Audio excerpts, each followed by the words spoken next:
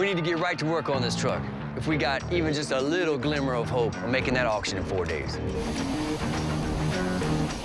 Before I start working on this truck, I gotta give the engine a power wash so I can see what I'm doing. JD wants me to wipe down the engine by hand, but there's no time for that. This ain't good.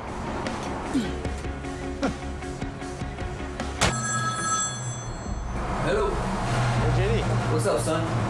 Oh, man, I have a little problem right here with the car. You got cranky, no start? Yeah, I think that's enough. Let me tell you something. Power wash, I don't believe in the power wash. It freaks me out. Something's gonna get wet. And I'm like, dude, I told you, but you know, you gotta let these youngsters live and learn. What's up, son? Finally here? Hey. Give me the spray. You gonna go for it by yourself? Yeah. Here. I got tools. I brought you tools just in case you need them. Yeah.